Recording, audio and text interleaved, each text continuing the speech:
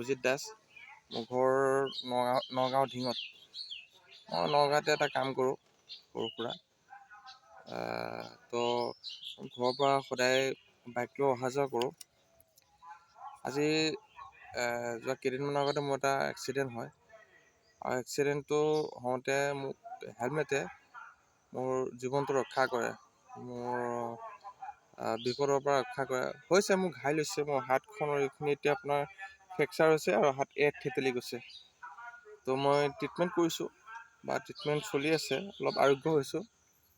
কিন্তু কথাটো হ'ল এইটোৱে যে আমি বহুতেই হেলমেট পিন্ধিবলৈ অশান্তি পাওঁ, বা পুলিচৰ কাৰণেহে যেন আমি হেলমেট পিন্ধোঁ, কিন্তু এই বস্তুটো বহুত মানে বেয়া কথা। হেলমেটটো আপোনাৰ জীৱন ৰক্ষা কৰে, আপোনাৰ প্ৰাণ ৰক্ষা কৰে। গতিকে মই ভাবোঁ হেলমেটটো সকলোৱে পৰিধান কৰিব লাগে। হেলমেট ছাড়া কোনো যেন আপোনাৰ স্কুটি বা বাইক চলাই দূৰলৈ নাযায়। দূৰলৈ মানে কি, ওচৰলৈ গ'লেও অন্ততঃ হেলমেট পৰিধান কৰি যাওক, কাৰণ বিপদ কোন সময়ত কেতিয়া আহে কোনো কাকো কৈ নাহে। তো ময়ো সাৱধানে চলাই আহিছিলোঁ, তাৰ মাজতো আপোনাৰ মোৰ এক্সিডেণ্টটো হ'ল। এক্সিডেণ্টটো হোৱাৰ পিছত মোৰ দেখুৱাইছোঁ অলৰেডি, মোৰ আপোনাৰ জেগাত থেতেলি গৈছিলে, আৰু এখন লেফ্ট ছাইডৰ হাতৰ এইখিনি বস্তু আপোনাৰ অকণমান ফ্ৰেকচাৰ আছে। তো মোক ডক্টৰে প্লাষ্টাৰ কৰিলে, আৰু এইখিনিত মেডিচিন লগাব দিলে। আৰু সেইটোৱে আৰু এইখিনি বাৰু হৈছে, মই এইখিনি ট্ৰিটমেণ্ট লৈ বাৰু আৰোগ্য হৈ আছোঁ।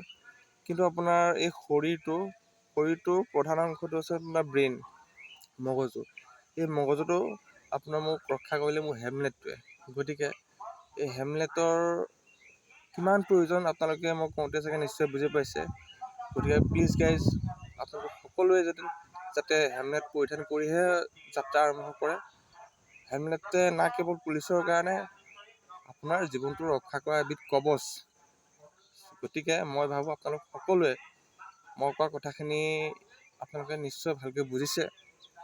সকলোৱে যেন হেলমেট পৰিধান কৰি যায়, তাৰে মোৰ ফালৰ পৰা এটি বিশেষ অনুৰোধ।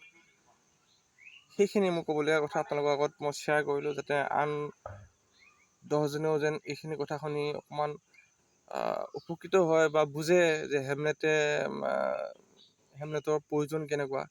বহুতো ল'ৰা দেখোঁ আপোনাৰ হেলমেটটো হাততে লৈ বাইকখন খুব স্পীডত চলায়। আৰু এটা কথা এইখিনিতে কওঁ, বাইক একচুৱেলি স্পীডত চলোৱা বস্তু নহয়, সদায় লিমিটত চলোৱা বস্তু। সেইদিনাখন মোৰ বাইকখন অৱশ্যে 50-45 এনেকুৱাতে আছিলে, তাৰ ভিতৰতো আপোনাৰ মোৰ এক্সিডেণ্ট ভাগ হ'ল। এইটো মোৰ কপালৰ লিখন বুলি ধৰি লৈছোঁ। মোৰ ফালৰ পৰা মই কৈছোঁ, সদায় বাইক লাহে লাহে চলাব, আৰু বাইক চলাওঁতে সদায় হেলমেট পিন্ধিহে বাইক চলাব, আৰু খুব সাৱধানে চলাব। এইখিনি মোৰ ফালৰ পৰা ক'বলগীয়া কথাখিনি আছিলে। এইখিনি কওঁতে আপোনালোকে মোক ভুল নুবুজিব যেন মই শিকাইছোঁ। মোৰ খালি এটাই অনুভৱ, সকলোৱে যেন সুৰক্ষিত হৈ থাকে, তাৰে চিন্তা কৰি মই এই কথাখিনি আপোনালোকৰ লগত শ্বেয়াৰ কৰিলোঁ। এইখিনি আছিল মোৰ কথা আজিলৈ। ধন্যবাদ।